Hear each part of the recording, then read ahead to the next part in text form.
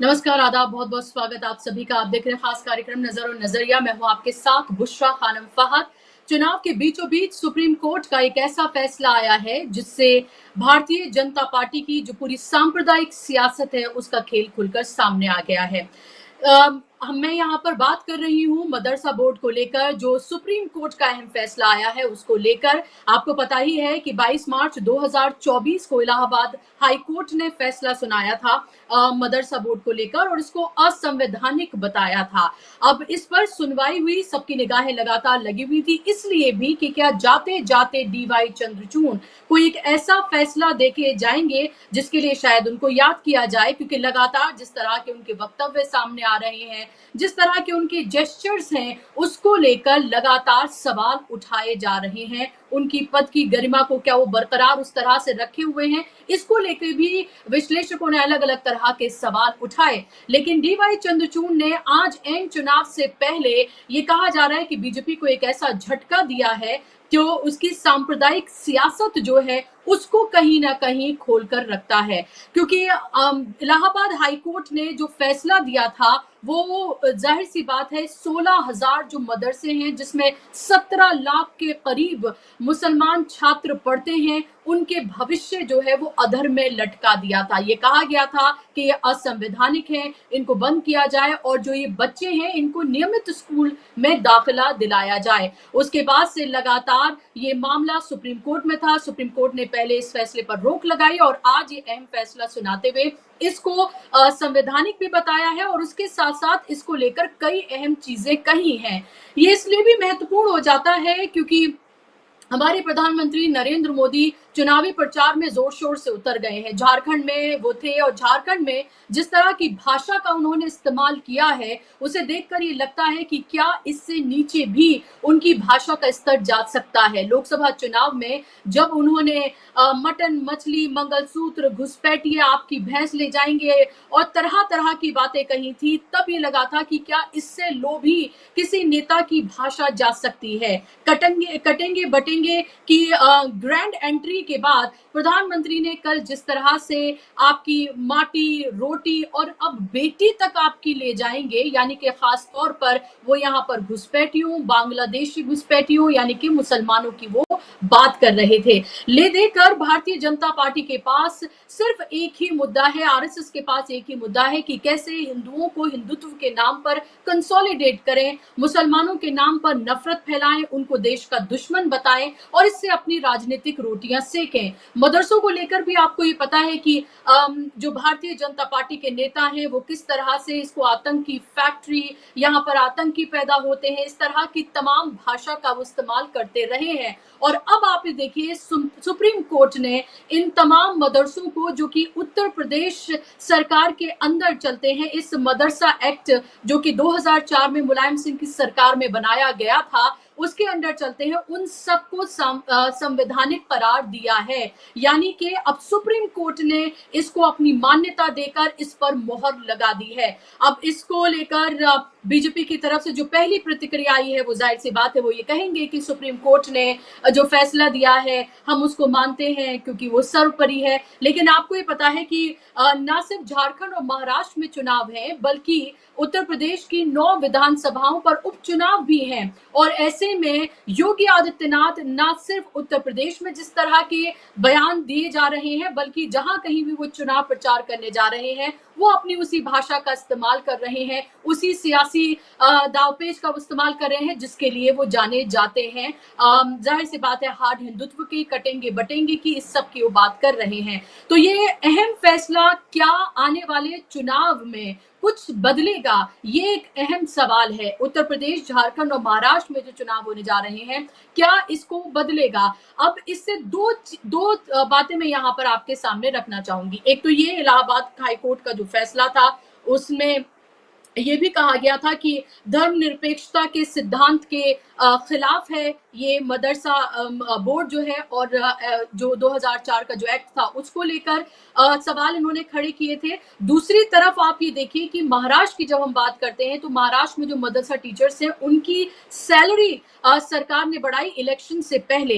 तो ये भारतीय जनता पार्टी का जो दोगला चेहरा है उसको कहीं ना कहीं दिखाता है, क्योंकि महाराष्ट्र में बड़ी तादाद में मुस्लिम वोट बैंक है और उनको ये लगता है कि उनको रिझाने का ये अच्छा तरीका है कि मदरसा के जो टीचर्स हैं उनकी सैलरी को बढ़ा दिया जाए। और अब ये जो फैसला आया है ये किस तरफ जाएगा, इस पर आज हम बात करेंगे, इसके कानूनी पहलुओं को भी हम समझेंगे। इस पर बात करने के लिए मेरे साथ दो खास मेहमान जुड़ गए हैं। स्क्रीन पर आप मेहमानों को ले आइए। मेरे साथ जाने माने पत्रकार अनिल त्यागी जी जुड़ गए हैं। दशकों का उनका पत्रकारिता का अनुभव है। अनिल जी, बहुत बहुत स्वागत आपका कार्यक्रम में। मेरे साथ सुप्रीम कोर्ट के जाने माने वकील शाहिद अली साहब भी मेरे साथ जुड़ गए हैं। शाहिद साहब, आपका भी बहुत बहुत स्वागत इस्तकबाल कार्यक्रम में। इससे पहले अनिल जी मैं आपके पास जाऊं, शाहिद साहब आपकी पहली टिप्पणी, पहली प्रतिक्रिया, क्या ये योगी आदित्यनाथ और भारतीय जनता पार्टी को एक झटका है? क्या इलेक्शन से पहले इसको इस तरह से देखा जाए? सबसे पहले तो मैं ऑनरेबल सुप्रीम कोर्ट के जो अल्फाज हैं वही बता देता हूं, और वो मुबारकबाद की बात है। ऑनरेबल सुप्रीम कोर्ट ने कहा जियो और जीने दो। ये एक स्लैब है उन सांप्रदायिक ताकतों के मुंह पर जो पॉलिटिक्स करते हैं सांप्रदायिकता की, जो रात दिन एक जहर भरते रहते हैं।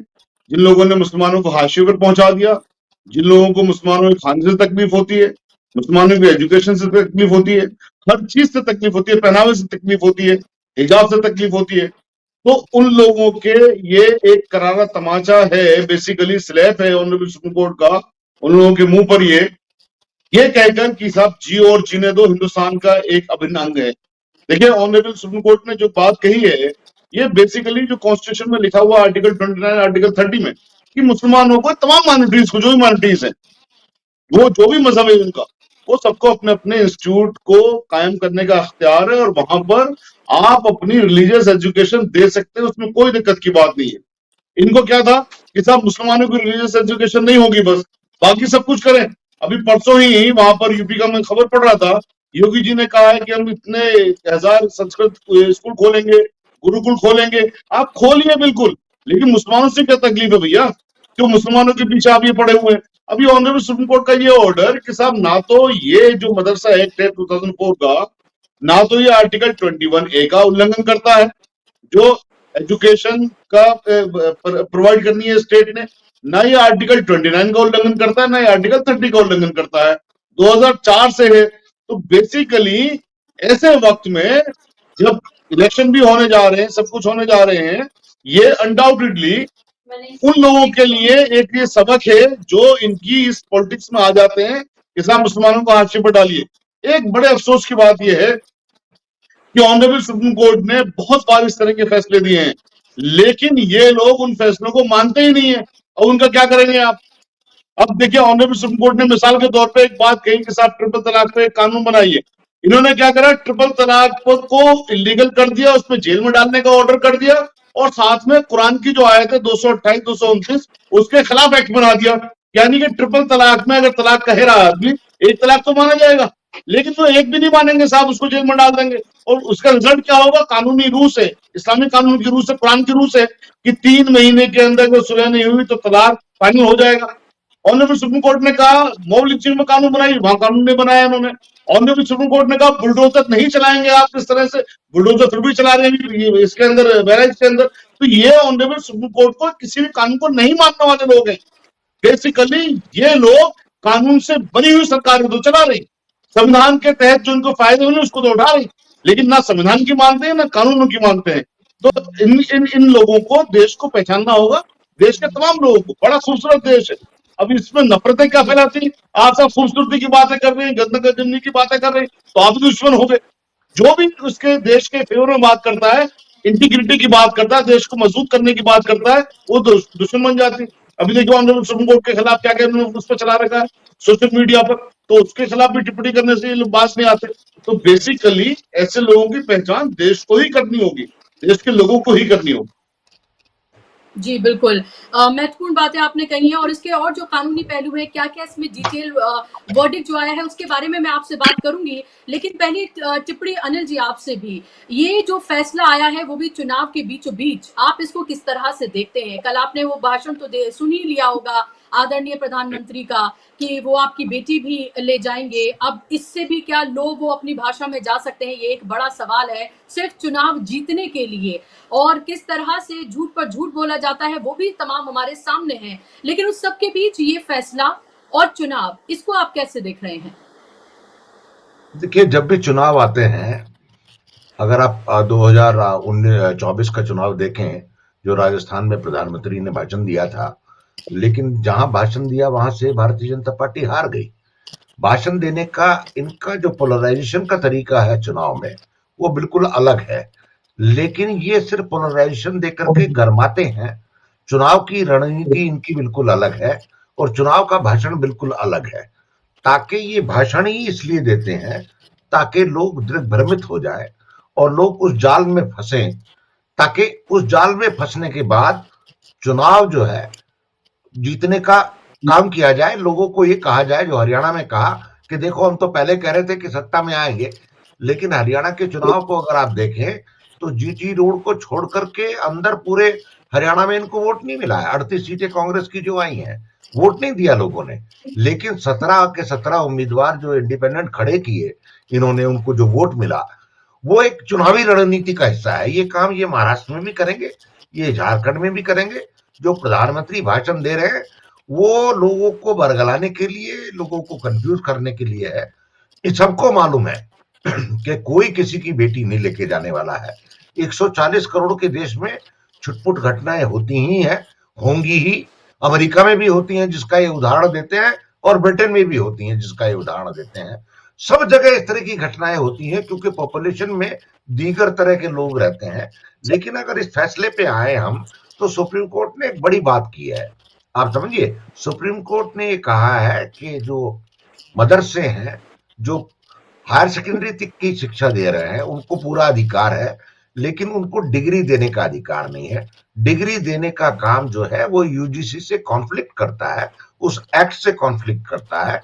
अगर सरकार चाहे तो सरकार उस तरह का कानून ला करके यूजीसी से बात करके बात कर सकती है। सुप्रीम कोर्ट ने ये कहा है। लेकिन मदरसों की जो अगर आप देखें, 27 लाख बच्चे वहां पढ़ते हैं और लगभग 25,000 के करीब रिकॉग्नाइज और अनरिकॉग्नाइज मदरसे हैं, और यूपी गवर्नमेंट का बजट है 1,03,35 करोड़, जो कि 55% इंक्रीज किया है। और ऐसा नहीं कि गवर्नमेंट कर नहीं रही है।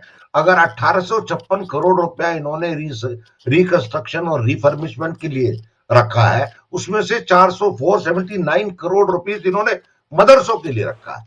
लेकिन मैं बुशरा जी एक बात बोलूं, मैं आपको बताऊं, इस प्रोग्राम के तहत ये एक बहस होनी चाहिए पूरे देश के अंदर कि शिक्षा का स्वरूप क्या होना चाहिए। कोई आदमी चर्च से शिक्षा चला रहा है, कोई आदमी पास से शिक्षा चला रहा है, कोई मुसलमान, कोई हिंदू, ये कह रहे हैं गुरुकुल खोलेंगे। अरे भाई, करना क्या चाहते हो आप इस देश में, ये बताइए ना आप मेरे को। है, आपको मालूम है कि 15 अगस्त 2047 को जब स्कूल हम 100 साल मनाएंगे, तो आइडिया आपको क्या हालत होगी स्कूलों की। सरकारी स्कूल ऑलमोस्ट नेग्लिजिबल हो जाएंगे और प्राइवेट स्कूलों का जाल बढ़ जाएगा। तब जो आज जो मदरसे की समस्या आई है, जो सुप्रीम कोर्ट ने विवेचना की है, इस तरह के बहुत सवाल खड़े होंगे, क्योंकि उन प्राइवेट स्कूल्स में किस तरह की शिक्षा दी जाएगी नहीं दी जाएगी ये नहीं पता है। और मदरसों को भी, देखिए क्या आपका प्रोग्राम सीरियस है, मदरसे जो लोग चला रहे हैं उनको भी ये सोचना पड़ेगा कि ठीक है आप रिलीजियस एजुकेशन दीजिए, किसी को कोई ऐतराज नहीं है, लेकिन अगर आप स्किल डेवलपमेंट नहीं करेंगे तो ये उन मुस्लिम बच्चों के साथ भी जाती है और नाइंसाफी है। क्योंकि जब वो बाजार में आते हैं तो बाजार में नौकरी के लिए उनके पास इतना स्किल नहीं होता कि वो उस कॉम्पिटेंस लेवल पे जाकर के खड़े हों। शायद भाई मेरी बात से सहमत होंगे कि अभी बहुत रिगरस काम करने की जरूरत है मदरसों की एजुकेशन पे, और मदरसों का जो मैनेजमेंट है उस पे बहुत रिगरस वो करने की जरूरत है, मेहनत करने की जरूरत है। और आज जो सुप्रीम कोर्ट ने कहा है वो एक तरह से विंडिकेशन है कि मदरसों में जो स्कूल शिक्षा दी जा रही है हायर सेकेंडरी तक, उसका वैलिडेशन है, वो एक्ट के तहत है, वो एक्ट का वायलेशन नहीं है, ये सुप्रीम कोर्ट ने कहा है। जी, बिल्कुल। महत्वपूर्ण बातें आपने यहाँ पर कही हैं, लेकिन इस बीच ये भी बताना ज़रूरी है कि मदरसों में किस तरह के बच्चे पढ़ते हैं।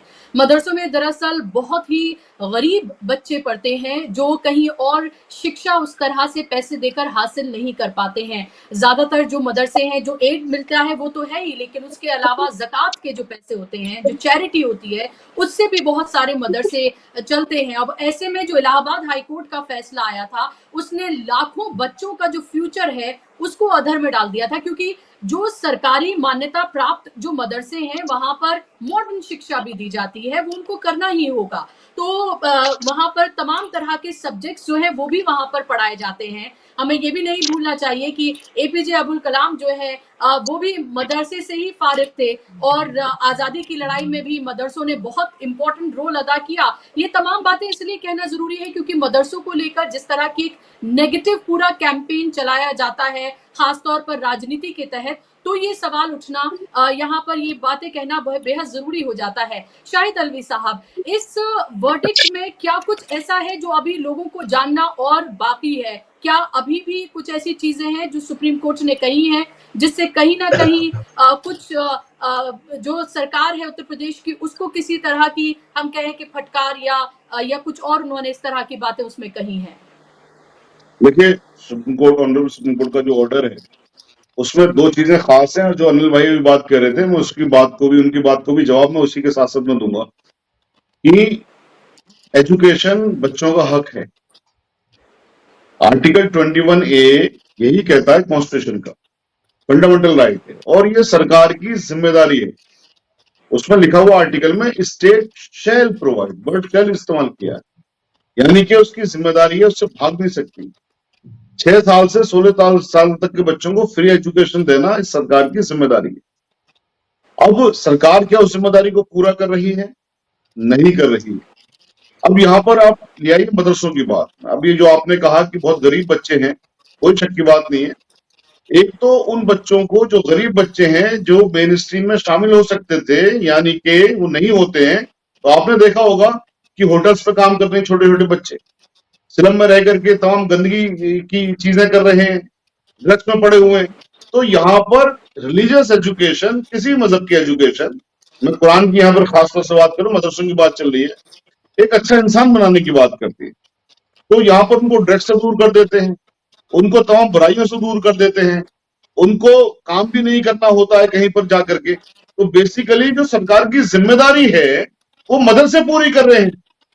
सरकार तो पूरी करनी है जिम्मेदारी को, तो मदरसे पूरी कर रहे हैं। तो बेसिकली सरकार की तो जिम्मेदारी को बांट रहे हैं ना, और सरकार से कुछ नहीं ले रहे। वो मदरसे तो अपने आप ही पैसे लेके आ रहे हैं ना, ज़कात के लेके आ रहे हैं, किसी और तरह से लेके आ रहे हैं, मांग रहे हैं, जो भी कुछ कर रहे हैं। तो जिम्मेदारी सरकार की है, मदरसे पूरी कर रही है। उस कंडीशन के बावजूद भी उत्तर प्रदेश सरकार ने ये कोशिश करी, भारतीय जनता पार्टी ने ये कोशिश करी कि मदरसों को खत्म कर दिया जाए, 2004 एक्ट को खत्म कर दिया जाए। वो जो पीआईएल थी ऑनरेबल हाई कोर्ट इलाहाबाद में, वो मोटिवेटेड थी, वो सरकार की तरफ से करवाई गई थी।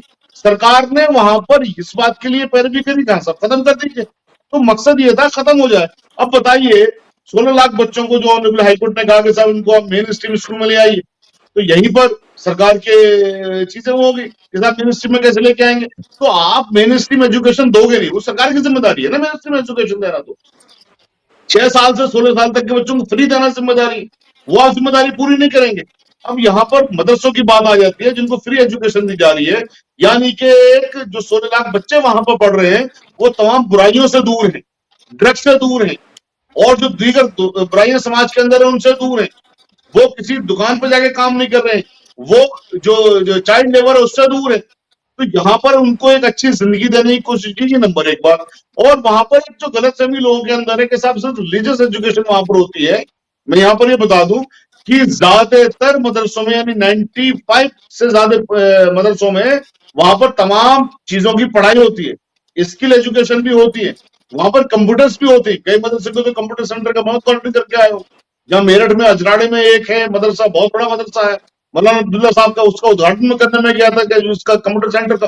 तो ये जो चीजें भ्रांति फैलाई जाती है, एक जो फेक न्यूज चलाई जाती है कि मदरसे का मतलब सिर्फ मौलाना, ऐसा नहीं है। तो यहाँ पर उनको इंसान बनाया जाता है। एक जो तीसरी अहम चीज है, चूंकि आपके माध्यम से ये बात सब लोगों तक चली जाएगी, देखिए जो इस्लामिक कॉन्सेप्ट है, एक वक्त भी एक चीज होती है। अब बेसिकली वक्त का जो इस्तेमाल होना चाहिए, वो इस्तेमाल ये होना चाहिए कि उसकी जो कमाई है उससे बेवाओं को, उससे जो विधवा हैं उनको, जो इस तरह के बच्चे हैं उनको, जो मौलाना है उनको, जो इमाम है उनको, उन सबको स्कॉलरशिप होनी चाहिए। बेसिकली हमारे जो वक्फ है उससे हम ना सिर्फ देश का बजट फाइनेंस कर सकते हैं, बल्कि इस पूरी की पूरी कौम को अपने पैरों पे खड़ा कर सकते हैं। जो बच्चे अभाव में ज़कात के जरिए पढ़ रहे, वो बच्चे अपने ही पैसे से पढ़ सकते हैं, क्योंकि वो बच्चे भी 30 से 35 लाख रुपए के मालिक है। उसके बावजूद भी सरकार ने अब क्या करा, सरकार को तो पता है ना सारी चीजें, उसको वक्फ को भी खाने की कोशिश करी। जैसा वक्फ अमेंडमेंट बिल लेके आए कि मुसलमानों को पूरी तरह से आप कुरान नहीं पढ़ने दोगे, आप मदरसों में नहीं पढ़ने दोगे, आप उनका वक्त भी छीनोगे, आप उनको उनके कुरान के मुताबिक शादियां नहीं करने दोगे, तलाक नहीं देने दोगे, आप उनके कुरान के मुताबिक इनहेरिटेंस नहीं करने दोगे, तो आप भाई चाहते क्या हो, मुसलमानों को खत्म कर दोगे क्या? 15% मुसलमान खत्म हो जाएंगे किसी से? ये अपने आप को मॉडर्न जमाने के हिटलर समझते हैं क्या? अब वो जमाना नहीं है कि जब ह्यूमन राइट्स की बात नहीं होती थी, तमाम चीजों की बात नहीं होती थी, एक पागल आदमी आया उसने गैस चैम्बर में डाल दिया, सब लोगों को मार दिया। ऐसा नहीं हो सकता है। तो ये सिर्फ और सिर्फ क्या है, लोगों को भी पता है नहीं हो सकता ऐसा, सरकार को भी पता है ऐसा नहीं हो सकता, ना वो कर सकते हैं ऐसा, ना हिम्मत है उनके अंदर। लेकिन ये वही पॉलिटिक्स है कि हम सरकार में किस तरह से बनाएं, क्योंकि फिर मैं वही बात कहूंगा, सरकार में प्रावधान है जिसकी मेजोरिटी आएगी वो बन जाएगी। बिल्कुल त्यागी जी ने सही बात कही कि 70% वोटों को ये इतनी जगह बांट देते हैं कि उनकी वैल्यू 20% ज्यादा नहीं रह पाती, और ये अपने 30% को एकजुट कर लेते हैं। तो बेसिकली जीत ही वहां पर है। तो ये जो चीजें हैं, इन 30% लोगों को खुश करने के लिए, चूंकि इनका ईंधन है, ये तमाम चीजें करते हैं, अजियत पहुंचाने की बातें करते हैं। जब इस एक्ट के अंदर जो ऑनरेबल सुप्रीम कोर्ट ने कहा है, तो यही कहा है कि ये जो एजुकेशन देते हैं रिलीजियस, ये बिल्कुल भी बाढ़ नहीं है हमारे कॉन्स्टिट्यूशन के जरिए। जैसा फैलाती के साथ जिहादी बना देंगे, आतंकवादी बना देंगे, तो ये ऑनरेबल सुप्रीम कोर्ट का साफ कहना है कि रिलीजियस एजुकेशन बिल्कुल वैलिडली ये दे सकते हैं, देनी चाहिए। तो यहाँ पर इस चीज से इनका ये पर्दाफाश हो जाता है कि वहां पर कोई इस तरह की फैक्ट्री चलती है मदरसों के अंदर कि जहां पर जिहादी बनाया जाए। रिलीजियस एजुकेशन लेकर के एक इंसान हमारे देश का राष्ट्रपति तक बना, और उनका बहुत बड़ा हाथ देश को बहुत ताकतवर बनाने में रहा। रिलीजियस एजुकेशन लेकर के जो पहले हमारे राष्ट्रपति थे वो रिलीजियस एजुकेशन लिए हुए थे। तो तमाम चीजें हैं कि रिलीजियस एजुकेशन लेकर के किसी भी तरह से, और ये कोई सही मजहब ये तो नहीं कहता कि आप इंसानों की तरफ नफरत करिए, तो रिलीजियस एजुकेशन जो लोग हकीकत में लेंगे वो नफरत तो कर ही नहीं सकते, देश को बांटने की बात नहीं कर सकते। फिर उन उलेमाओं ने जो बनते हैं मदरसों से, जो बनते हैं मदरसों से, जो प्रोड्यूस होते हैं, उन उलेमाओं की तो कुर्बानी देश की आजादी में ऐसे लिखी हुई है कि 1.25 लाख उलेमा एक दिन के अंदर शहादत उन्होंने दी। लेके देहरादून से लेकर के लाहौर तक तमाम पेड़ों की शाखों पर मौलानाओं की लाशें लटकी हुई थी। तो जंग आजादी में इतना बड़ा रोल जिन लोगों ने निभाया, आप उनको खत्म करना चाहते हो, और प्रोपेगेंडा करके खत्म करना चाहते हो, झूठ बता करके खत्म करना चाहते हो, कितनी अजीब बात है। तो ऑनरेबल सुप्रीम कोर्ट का ये कहना कि रिलीजियस एजुकेशन पूरी तरह से अलाउड है, वैलिड है, और ये लोग यानी मुसलमान लोग जो मदरसों को चला रहे हैं वो अपने मदरसों को गवर्न कर सकते हैं पूरी तरह से। हाँ, रेगुलेट करने की पावर सरकार की हमेशा होनी चाहिए, है और रहेगी, उसमें कोई दिक्कत की बात नहीं है। जो हायर एजुकेशन की वाली बात है कि वो साहब बीए यानी आमिल और फाजिल, या फाजिल और कामिल की डिग्री नहीं दे सकते, बीए की डिग्री नहीं दे सकते, तो उस पर अनडाउटली भाई ने बिल्कुल सही कहा कि यहाँ पर सरकार को अगर हकीकत में सरकार चाहती है मुसलमानों को मेन स्ट्रीम में लाना, जो नहीं चाहती है, अगर वो ड्रामे के तौर पे मान लिया जाए लाती है, तो अब बनाए ना इस पे एक्ट। ऑनरेबल सुप्रीम कोर्ट ने कह दिया, जब ट्रिपल तलाक पे कहा तो आप फौरन ले आए, जैसे हम एक्ट ले आए, यहाँ पे आप लेके नहीं आएंगे क्योंकि यहाँ मुसलमानों को कुछ फायदा हो जाएगा। भाई मुसलमानों को फायदा होगा, देश का ही फायदा होगा ना, अलग तो नहीं है ना। एक आपाहिज बच्चे का इलाज आप कर लोगे तो उस फैमिली की पूरी की ताकत बढ़ेगी ना। तो मुसलमान तो आवाज बच्चे की तरह है। तो हमारी खुदारा सबसे दरख्वास्त ये है कि इनका भी इलाज करवाने में की मदद करिए, सरकार के को कम से कम इम्प्रेस करिए कि भाई इस पर कानून बनाइए। आप बड़े कानून लेके आते हैं साहब, अपनी ताकत में बड़ा घमंड है, लाइए इस पर कानून कि उनको डिग्री इवेंट होगी। बिल्कुल, और उनको मेन स्ट्रीम में लाने की जरूरत है। और हमें ये भी देखने की जरूरत है, जब हम मदरसों की बात करते हैं तो शायद हम मदरसों को सिर्फ उत्तर प्रदेश तक ही महदूद होकर क्या हम उनको देखते हैं, क्योंकि मदरसे तो पूरे देश में चल रहे हैं। हम जब नॉर्थ से साउथ की तरफ जाते हैं और साउथ के जब हम मदरसों को वहां पर देखते हैं तो हम वहां से पाते हैं कि कहाँ कैसे वहां से IITians, IAS इंजीनियर्स, डॉक्टर्स निकल रहे हैं। बात वही है कि जो भी मदरसे हैं उनमें शिक्षा का स्तर क्या है, उनको किस तरह की शिक्षा दी जा रही है। सिर्फ मदरसा नाम होने से आप उसको टाइपकास्ट नहीं कर सकते हैं। क्या अनिल जी आप इस बात से इत्तेफाक रखते हैं कि मदरसों की शिक्षा का स्तर क्या है, उसको आप टाइपकास्ट नहीं कर सकते हैं? नॉर्थ से साउथ में देखें तो बहुत फर्क आपको मदरसों के जो स्टैंडर्ड है उसमें नजर आता है। और दूसरा ये कि अब जब सुप्रीम कोर्ट ने इसको एक वैलिडिटी दे दी है, जब उसको मान्यता दे दी है, इसको संवैधानिक कह दिया है, तो अब अगर इस पर किसी भी तरह की टिप्पणी की जाती है, जो लगातार हम देख रहे हैं कि बीजेपी के जो नेता है वो करते रहे हैं, चाहे आतंकवादियों का अड्डा या फिर आतंकवादी से पैदा होते हैं, क्या ये सुप्रीम कोर्ट की अवमानना नहीं होगा फिर?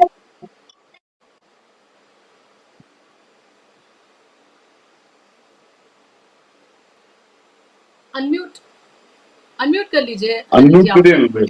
जी जी जी जी। पूरे देश में अगर आप एजुकेशन का माहौल देखेंगे तो साउथ की एजुकेशन का पैटर्न अलग है, चाहे वो मदरसे हो चाहे दूसरे स्कूल हो। कर्नाटक हो, जैसे महाराष्ट्र है, महाराष्ट्र में एजुकेशन का स्ट्रक्चर और स्टेटस बिल्कुल अलग है। अच्छा, क्योंकि जो मुसलमान जिस प्रांत में रहता है वो उससे दीगर हो नहीं सकता, क्योंकि आप उस कल्चर में समाहित होते हैं ना। तो जैसे उत्तर प्रदेश का जो मदरसे का बच्चा है वो महाराष्ट्र के बच्चे से बेहतर नहीं मिलेगा, क्योंकि महाराष्ट्र में सोशल स्ट्रक्चर और बाकी चीजें बहुत अच्छी हैं, या कर्नाटक के मदरसे से अच्छा नहीं मिलेगा, क्योंकि यूपी की अपनी एक सामाजिक कंडीशंस है। या केरला का जो बच्चा है मदरसे का, केरला के मदरसे का बच्चा बहुत बढ़िया मिलेगा बनस्पत के उत्तर प्रदेश के मदरसे का। तो ये ज्योग्राफिकल डिफरेंसेस तो आपको पूरे देश में मिलेंगे मदरसों में, ये है भी। और यूपी में फोकस की जरूरत है, क्योंकि यूपी का जो पूर्वी हिस्सा है, पश्चिमी उत्तर प्रदेश को छोड़ दीजिए, पश्चिमी उत्तर प्रदेश में फिर भी थोड़ी मदरसों की हालत ठीक है, लेकिन पूर्वी उत्तर प्रदेश में मदरसों की हालत खराब है। उन पे बहुत अटेंशन की जरूरत है। जिसने भी ये काम किया है कि 479 करोड़ रुपीस मदरसों की रिस्ट्रक्चरिंग और रिफर्बिशमेंट का देंगे, देखने वाली बात है कि वो पैसा सही बचता है, उन पे खर्च होता है नहीं होता है, ये बहुत इंपॉर्टेंट बात है। दूसरी बात, शाहिद भाई और बाकी सब लोग कह रहे हैं, मैं एक बात बता दूं आपके चैनल के माध्यम से, किसी को कोई डरने की जरूरत नहीं है। इस देश में कोई हिंदू राष्ट्र और कोई जो जयकारा है उसका कोई नतीजा नहीं होने वाला। ये सिर्फ चुनावी जो सुनामी है, ये गर्माहट जो है हिंदू एकता की, ये सुनामी सिर्फ इसलिए ला रहे हैं ताकि इसका पूरा का पूरा राजनीतिक लाभ उठाया जा सके। इन सबको, किसी को कोई हिंदुत्व से मतलब नहीं है और किसी को कोई समाज से मतलब नहीं है। अब ये बात कर रहे हैं, अगर भारतीय जनता पार्टी का ट्विटर हैंडल देखें तो ये कह रहे हैं कि 2047 को हम विकसित भारत बनाएंगे। बुशरा जी, कैसे विकसित भारत बनाएंगे? मैं स्टडी कर रहा हूं, उस पर कभी बाद में बात करेंगे। 15 अगस्त 2047 को जो दृश्य होने वाला है, आपने कभी कल्पना की है क्या दृश्य होगा? इस देश में साफ पानी नहीं मिलेगा, इस देश में साफ हवा नहीं मिलेगी, इस देश में 1870 जो म्यूनिसिपैलिटीज हैं वो अर्बन मिसमैनेजमेंट के कारण कोलैप्स हो जाएगी। आप समझिए, ना आपको सरकारी नौकरी मिलेगी, ना सरकारी अस्पताल मिलेगा, ना सरकारी शिक्षा मिलेगी, और पूरा का पूरा देश 15 अगस्त 2047 को न्यू लिबरल कैपिटलिज्म का गुलाम हो जाएगा। ये विकसित भारत होने वाला है। इनको किसी से कोई मतलब ही नहीं है, ये समझ ही नहीं रहे हैं। हम लोग 170 करोड़ हो जाएंगे, अरे इससे ज्यादा नर्क क्या हो सकता है कि जिस विश्व गुरु देश की राजधानी में लोग साफ हवा नहीं ले सकते, लोग इमरजेंसी वार्ड में घुसे जा रहे हैं, अस्पतालों में जगह नहीं है, लोग सुबह उठते सर में दर्द है, वह किस तरह की राजनीति करना चाहते हैं? एक झूठा केजरीवाल कहता है कि मैं 2025 में जमुना में डुबकी लगवाऊंगा। अरे भाई, 10 साल से पहले क्या कर रहे थे? और आप बीजेपी वाले क्या कर रहे थे? ये सारे के सारे दोषी हैं, ये सारे नेता झूठे हो गए हैं। इनको लग गया है कि राजनीति व्हाट्सएप से, टेलीविजन से, फेसबुक से और ट्विटर से चल सकती है। नहीं चलेगी। आने वाले दिन बड़े खराब आने वाले हैं। इस देश का नौजवान जब सड़कों पे निकल आएगा, अमित शाह अभी तो सुनहरी बाग रोड पे कॉर्डन लगा करके लोहे का खड़े बैठे रहते हैं, वहां कोई कुछ नहीं सकता, वो दिन दूर नहीं है। लोग आएंगे। अभी गार्जियन में स्टोरी की है अमित शाह पे कि अमित शाह सिर्फ डराने का काम करते हैं। लोगों को समझना पड़ेगा ये मदरसे का जो मुद्दा है ये छोटा है नहीं है, क्योंकि शिक्षा से पढ़ेंगे तो बढ़ेंगे। ये पढ़ने ही नहीं देना चाहते किसी को। आप मेरे को बताइए, ये मुसलमानों के साथ ही नहीं है, ये हिंदुओं के साथ भी है। ये हिंदुओं को भी नहीं पढ़ने देना चाहते। हिंदुओं के छोटे बच्चों को सिर्फ हाथ में तलवार गदा और हिंदू बना करके जय हनुमान और जय गणेश करना चाहते हैं, उनको इलिटरेट बनाना चाहते हैं। ये इनकी एक बड़ी लंबी साजिश का हिस्सा है, ताकि एक ब्राह्मणवाद, हालांकि मैं ब्राह्मण हूं, एक ब्राह्मणवाद का साम्राज्य स्थापित किया जाए, ये इनकी कल्पना है। ये कल्पना पूरी नहीं होगी। वो भी कैमोफ्लेज है, वो भी ब्राह्मणों को बरगलाने का तरीका है। तो एक बड़ी साजिश का हिस्सा है। उस बड़ी साजिश में मुसलमान भी पिस रहे हैं, हिंदू भी पिस रहे हैं। हिंदू क्या, आम नागरिक पिस रहा है, उसमें मुसलमान भी शामिल है, क्योंकि सांस तो मुसलमान भी लेता है, हिंदू भी लेता है। आज कंटेमिनेटेड वाटर है। आप मेरे को बताइए, दिवाली पे जब ये अनाउंस करते हैं कि मिठाई नहीं खाइए क्योंकि खाद्य पदार्थों में मिलावट की जा रही है, कोई ऐसा देश है पूरी दुनिया के अंदर? मैं पूरी दुनिया घूमता हूं साल भर, मैं अभी आया ही हूं वापस 5 दिन पहले। कहीं देखा आपने कंटेमिनेटेड फूड? वार्निंग हो। लोग अब व्हाइट वॉश की पट्टी से मिठाइयां बना रहे हैं, लेकिन उसका कोई इलाज नहीं है, कोई कानून नहीं है। आप पता नहीं करना क्या चाहते हैं इस देश में। ये शिक्षा का मुद्दा तो है ही, और सुप्रीम कोर्ट ने तो सिर्फ इतना कहा है कि जो इलाहाबाद हाई कोर्ट ने एक्ट को नकारा, वो एक्ट एग्जिस्ट करता है, उसको इंप्लीमेंट करो, यही तो कहा है सुप्रीम कोर्ट ने। उसमें इंप्लीमेंट में दिक्कत क्या है? वो एक्ट तो पहले भी चल रहा था, चलाना चाहिए। परेशानी कहां है? परेशानी इनको सिर्फ ये है कि समाज बटेगा तो बढ़े, हम बढ़ेंगे, लेकिन ये भूल रहे हैं, समाज बटेगा तो देश घटेगा, देश की प्रेस्टीज घटेगी, देश का विकास घटेगा, देश के लोगों की पीड़ा बढ़ेगी, ये होगा। तो अनिल जी, इसी से जुड़ा मेरा सवाल है, इससे पहले मैं शाहिद साहब आपके पास आऊं। मेरा सवाल आपसे ये है कि आने वाले चुनाव यानी कि झारखंड और महाराष्ट्र, अब ये बताया जा रहा है कि आई थिंक 8 तारीख को प्रधानमंत्री वहां पर जाएंगे और 2 दिन का उनका वहां पर कार्यक्रम है महाराष्ट्र में। महाराष्ट्र और झारखंड के चुनाव को आप किस तरफ जाते हुए देख रहे हैं? ये जानना इसलिए भी जरूरी है क्योंकि लगातार हम ये देख रहे हैं कि लोकसभा से लेकर और अब विधानसभा के चुनाव में हरियाणा में हमने देखा था उस तरह से सांप्रदायिक कार्ड खेलते हुए नजर नहीं आए थे। उन्होंने बहुत कम रैलियां वहां पे की, कोई रोड शो नहीं किया, और ना ही नरेंद्र मोदी का कोई मैजिक चला, ना ही हिंदुत्व का उनका कोई कार्ड चला। अब ये कहा जा रहा है कि आरएसएस जो है वो अब मैदान में आ गई है, महाराष्ट्र में पूरी तरीके से फुल ऑन स्विंग में है वो, और उन्होंने भी ये कहा है कि हिंदुओं को एकजुट होने की बात कही है। वही बात लगातार नरेंद्र मोदी भी अलग अलग तरीके से कहते हुए नजर आ रहे हैं। क्या आपको लगता है ये तमाम चीजें यहाँ पर काम करती हुई नजर आएंगी, या आपको लगता है बटेंगे कटेंगे उल्टा पड़ेगा, क्योंकि लोगों को रोजी रोटी रोजगार चाहिए? आखिर कब तक इसी तरह से इन्हीं तमाम चीजों में उलझते रहेंगे? हालांकि युवाओं की एक पीढ़ी को बरगलाने में वो कामयाब जरूर रहे हैं, जो हर त्योहार पर मस्जिद के सामने अभद्र भाषा में डीजे की बजाकर वहां पर डांस करते हैं और उनको लगता है कि उनसे उन्हें किक और पावर मिल रही है। देखिए, महाराष्ट्र का चुनाव तो बड़ा, और झारखंड का चुनाव बिल्कुल साफ है, क्योंकि चुनाव से पहले बात ऐसी कहनी नहीं चाहिए, लेकिन हरियाणा का फॉर्मूला वहां इंप्लीमेंट हो रहा है। हर कॉन्स्टिट्यूंसी पे महाराष्ट्र में लगभग 23 के करीब कैंडिडेट हैं, 6800 के करीब कैंडिडेट हैं जो अभी देखा है फाइनल। उसमें 288 कॉन्स्टिट्यूंसीज हैं, उसको मल्टीप्लाई कर लीजिए तो 23 कैंडिडेट आते हैं, डिवाइड कर लीजिए तो 23 कैंडिडेट जब एक कॉन्स्टिट्यूंसी में होंगे, आप ऑब्जर्व करेंगे, एनालिसिस करेंगे तो 15 से 25 से 30 कैंडिडेट एक कॉन्स्टिट्यूंसी में मिलेंगे। जिस भी कॉन्स्टिट्यूंसी में 6 या 7 से ज्यादा कैंडिडेट हैं, वहां समझ लीजिए बीजेपी जीतने जा रही है। ये बड़ा सिंपल सा फॉर्मूला है। एक बात मैं बता दूं, झारखंड में भी यही होने जा रहा है। झारखंड में तो इन्होंने आदिवासी बनाम गैर आदिवासी कर दिया है, जो कि एक भयानक खेल है, क्योंकि ये अंदर है ही नहीं आदिवासी के पूरे एरिया के अंदर, वहां इनका कोई खेल नहीं है। तो इसलिए इन्होंने गैर आदिवासी आदिवासी का खेल किया है, जो कि बहुत भयानक है। ये डिवीजन है बेसिकली, हर जगह बांटो, बांटोगे नहीं तो बढ़ोगे नहीं। ये बीजेपी का सूत्र है, हर जगह टुकड़े टुकड़े कर दो।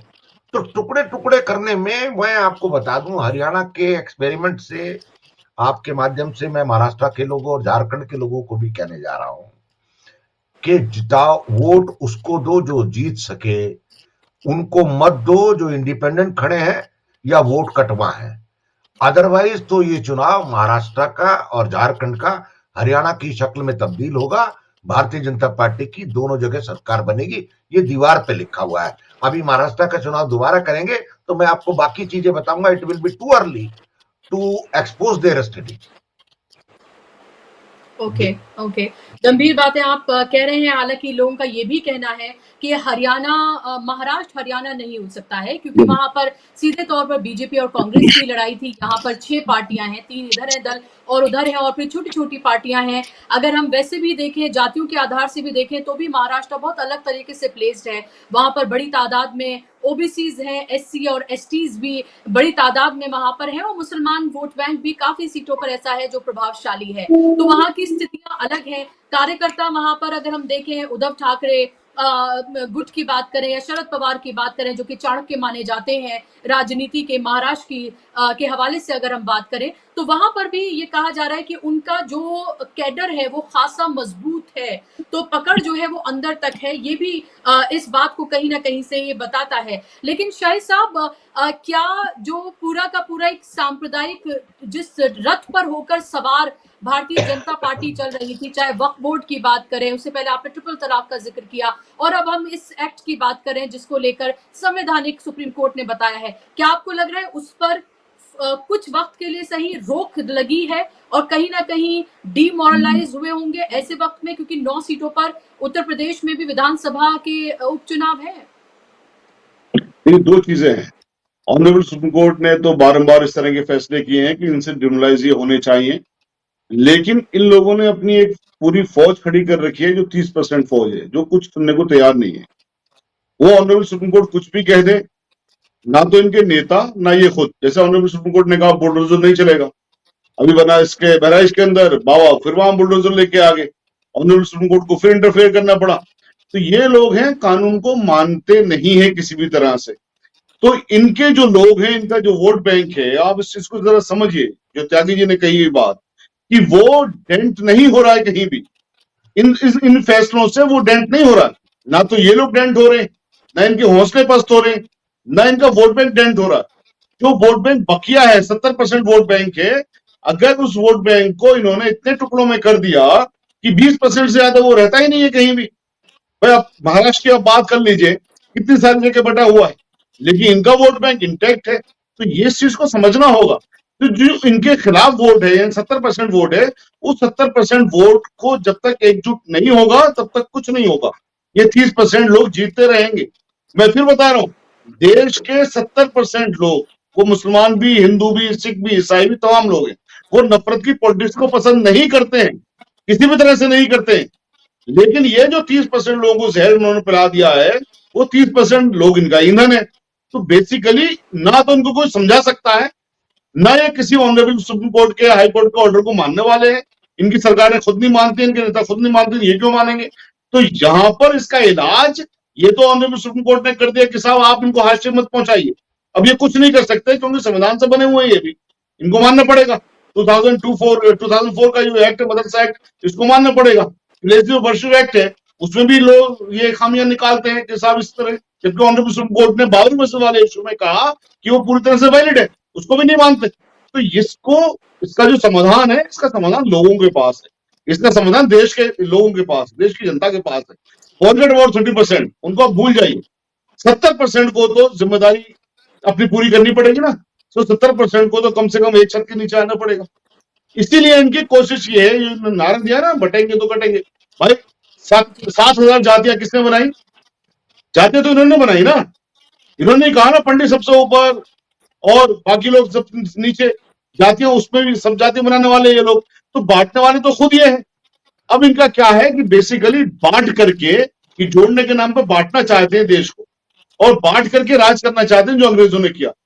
तो इसमें लोगों को समझना पड़ेगा कि भाई ऐसी सरकार जिसको रोज सुप्रीम कोर्ट और हाई कोर्ट ये कहती है कि आप संवैधानिक काम नहीं कर रहे हो, आपके जो बनाए हुए कानून है वो संवैधानिक नहीं है, या आपने जो कोशिशें की है वो संवैधानिक नहीं है। तो इस चीज को लोगों को जब तक समझ में नहीं आएगा ना, जब तक कुछ नहीं होगा। बिल्कुल सही कहा त्यागी जी ने, 1947 का 2047 का आप इंडिया देखिए क्या होगा। उन चीजों पे गौर कोई करने को तैयार नहीं है। नौकरियां, कहते हैं यार नशा जो धर्म का है उसका आगे कोई नौकरी की बात ही नहीं करता। धर्म का नशा इन्होंने दे दिया, सबसे खतरनाक नशा है। जो हिंदी में हमने जब पढ़ते थे जो अलंकार थे, जो ईर्ष्या वाला अलंकार होता है सबसे खतरनाक होता है, तो इन्होंने ईर्ष्या पैदा कर दी। अब मसला तो वो है ना, जब तक लोग नहीं समझेंगे कुछ नहीं होगा। तो लोगों को समझाने के लिए 70% लोगों को एकजुट होना पड़ेगा। बिल्कुल।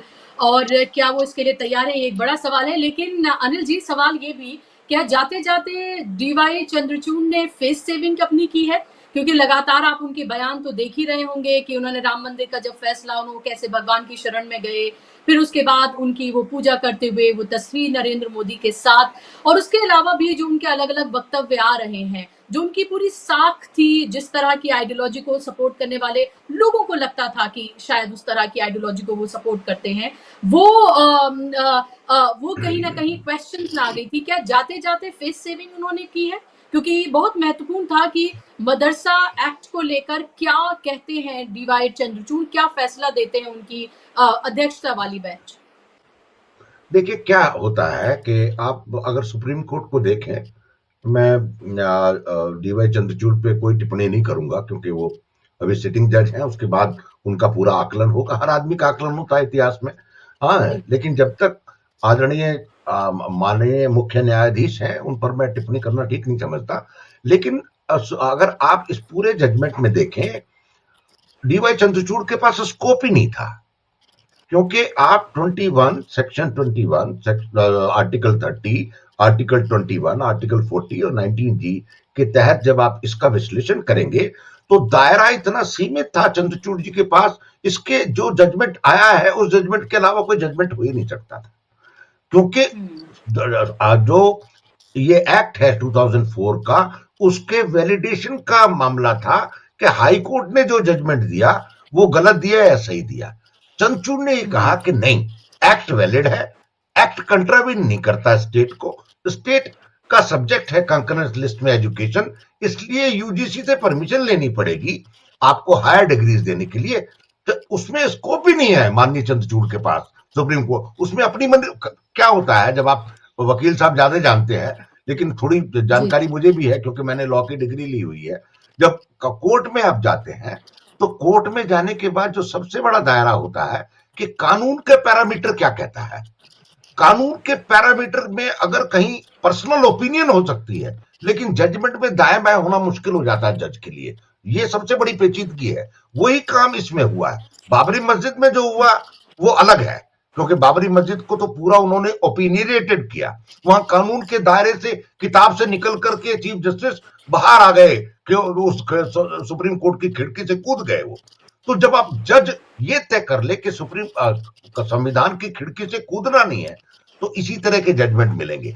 लेकिन जब पूरा जजेस का ग्रुप ये तय करे कि नहीं, संविधान की खिड़की से कूद जाना है, उसके बाद तो कोई भी जजमेंट आता रहे, आप कुछ भी टिप्पणी नहीं कर सकते हैं। क्या करेंगे आप ये बताइए। लेकिन इस जजमेंट में चंद्रचूड़ जी के पास कोई ऑप्शन नहीं था इस जजमेंट देने के अलावा, मैं आपको बता जी। तो जाहिर सी बात है, आपने बहुत महत्वपूर्ण बातें कही हैं और आपने एक तरह से खेल जो है वो खोलकर अनिल जी यहाँ पर रख दिया। इसमें कहने के लिए अब बहुत कुछ रहा नहीं है। आखिरी टिप्पणी आपसे शाहिद साहब, और इसी बात को लेकर लोगों को ये भी लग रहा था कि क्या जाते जाते डीवाई चंद्रचूड़ क्या मदरसा बोर्ड को लेकर किस तरह का वो फैसला देंगे। अभी अनिल जी ने बिल्कुल साफ कह दिया कि उनके पास इसके अलावा कोई ऑप्शन नहीं था, क्योंकि उसे बहुत लंबा चौड़ा उन्हें कुछ करना नहीं था। उनको सिर्फ ये कहना था ये वैध है, नहीं है, संवैधानिक है या संवैधानिक है। उन्होंने कहा कि संवैधानिक है। क्या आपको लग रहा है फेस सेविंग उनकी हुई है इस उस वर्डिक्ट के बाद? क्योंकि लगातार उनको लेके भी सवाल उठ रहे हैं। हालांकि हमें चेयर जो है उसकी रिस्पेक्ट करते हुए, जब तक वो उस चेयर पर बरकरार है, बहुत ज्यादा कुछ कहने की गुंजाइश हमारे पास नहीं होती है। लेकिन लोग जब विश्लेषण करते हैं तो उनको आप रोक नहीं सकते। देखिए, ऑनरेबल जस्टिस सीजेआई ने, चंद्रचूड़ साहब ने बड़े साफ कह दिया कि मैंने वो फैसला अयोध्या वाला संविधान के मुताबिक नहीं दिया, मुझसे तो भगवान ने कहा, मैंने दे दिया। अब वो भगवान के जो भी हैं, तो उन्होंने बता दिया लोगों को। इतनी भी आदमी के अंदर, अब हम महात्मा गांधी की इज्जत क्यों करते हैं? क्योंकि उनकी जो वीकनेसेस थी उन्होंने लिखी कि साहब मेरे अंदर ये वीकनेसेस थी। तो अपनी कोई वीकनेस बता दे, अपनी कमी बता दे, उसको एडमिट कर ले, ये बहुत बड़ी बात होती है, कम बात नहीं होती। बहादुरी है उनकी। कि उन्होंने बताया कि साहब मैंने अयोध्या का फैसला इस आधार पर नहीं दिया कि संविधान क्या कहता है, कानून क्या कहता है, बल्कि उस फैसले को पढ़े तो उसमें लिखा हुआ है कि कोई ऐसा प्रमाण नहीं मिलता कि वहां कभी मंदिर था, कोई ऐसा प्रमाण नहीं मिलता कि मंदिर की वो मस्जिद बनवाई गई। लेकिन फिर भी हम, चूंकि हिंदुस्तान की कॉन्शियस है, हिंदुस्तानी कॉन्शियस है लोग, आप उसमें मुसलमान भी हैं, उनकी नहीं मानी, उन्होंने मेजोरिटी को मान लिया उन्होंने, तो वो फैसला दिया, उन्होंने मानी कि हाँ भाई मुझसे ये फैसला मैंने इसलिए दिया। अब ये वाला जो फैसला है, बिल्कुल सही बात ये है कि जब आप संविधान के मुताबिक फैसला देंगे, कानून के मुताबिक फैसला देंगे, तो उसको तो फैसला आपको वही देने पड़ेंगे जो कानून कहता है। आर्टिकल 29, आर्टिकल 30 साफ कहता है कि माइनॉरिटीज को अपने इंस्टीट्यूट कायम करने का अधिकार है। आर्टिकल 21A अगर सरकार की जिम्मेदारी आयत करता है कि उनको पढ़ाने का जिम्मेदारी सरकार की है, तो आर्टिकल 29, 30 इस बात की इजाजत देता है जो लोग अपने इंस्टीट्यूट कायम करते हैं कि वो अपने मनपसंद के एजुकेशन सिस्टम को रख सकते हैं, रिलीजियस एजुकेशन सिस्टम को रख सकते हैं। अब इसमें जब संविधान इजाजत दे रहा है, तो या तो आप आर्टिकल 29 को गलत कहोगे साहब ये गलत है, या आर्टिकल 30 को आप गलत कहोगे कि साहब ये गलत है, ये नहीं कह सकते आप, तो आप तो कहोगे हाँ सभी फैसला है। तो बिल्कुल कानून सम्मत जब आप फैसले करेंगे, कानून के मुताबिक फैसले करेंगे, तो आपके फैसले अच्छे होंगे और कानून के मुताबिक होंगे। और जब आप कानून के मुताबिक फैसले नहीं करेंगे, तो फिर इस तरह के फैसले होंगे। लेकिन फिर भी मैं सीजेआई चंद्रचूड़ साहब की इस बात की तारीफ करता हूं कि उन्होंने अपनी गलती को माना, चाहे अलग अल्फाजों में माना, चाहे अपनी बढ़ाई के तौर पर माना, लेकिन हिस्ट्री इस बात की लिख दी गई, इतिहास लिख दिया गया कि सीजेआई ने इस बात को तस्लीम किया कि उसने फैसला कानून के मुताबिक नहीं दिया था, बल्कि उसने जो भगवान जी ने उनसे कह दिया था, पता नहीं कैसे कहा था, वो एक अलग बात है, उसके मुताबिक उन्होंने फैसला दिया। बुशरा जी, जी, मैं आपको जाहिर सी बताऊं, बात है। 9 तारीख को जब आदरणीय चीफ जस्टिस रिटायर हो जाए, तो तब उस दिन प्रोग्राम करिए, फिर मैं इनको बताऊंगा, आपको बताऊंगा कि इनके पिताजी जो 7.5 साल सुप्रीम कोर्ट के जज रहे, रजनी पटेल के इनके क्या रिश्ते थे, राम जेठमलानी के इनके क्या रिश्ते थे, हाजी मस्तान से इनके पिताजी के क्या रिश्ते थे, बाकी लोगों के क्या रिश्ते थे, संक्षेप में समझिए, इशारा बहुत है, करिए प्रोग्राम, मैं बता दूंगा आपको। जी, बिल्कुल, मुझे इंतज़ार रहेगा उस मैं आपको तारीख बता का, दिया। और आप अभी से नोट करके रख लें, आपके साथ वो प्रोग्राम जो है वो किया जाएगा और लोगों को बताया जाएगा कि कितने महान थे हमारे चीफ जस्टिस डीवाई चंद्रचूड़। बिल्कुल उसके बारे में सब कुछ लोगों को बताया जाएगा। लोगों को बहुत इंटरेस्ट भी है, जनता बहुत अवेयर है, उसे सब पता रहता है और वो बहुत इंटरेस्टेड भी हैं जानने के लिए, और आपसे सुनेंगे तो शायद उनको और मजा आएगा। तो बहुत-बहुत शुक्रिया अनिल जी, आपका कार्यक्रम में कार्यक्रम का हिस्सा बनने के लिए, आपने अपना समय दिया उसके लिए धन्यवाद। शाहिद साहब आपका भी बहुत-बहुत शुक्रिया कार्यक्रम का हिस्सा बनने के लिए, अपना समय देने के लिए, और शुक्रिया आप तमाम दर्शकों का भी कार्यक्रम का हिस्सा बनने के लिए। आज के इस कार्यक्रम में बस इतना ही, मुझे दीजिए इजाजत, आप बने रहिए डीबी लाइव के साथ। तमाम जो कार्यक्रम है उनको ज्यादा से ज्यादा लोगों तक शेयर करिए और शाम को रोज की तरह राजीव जी के साथ जुड़िए 7 बजे न्यूज पॉइंट में। मुझे दीजिए इजाजत, नमस्कार।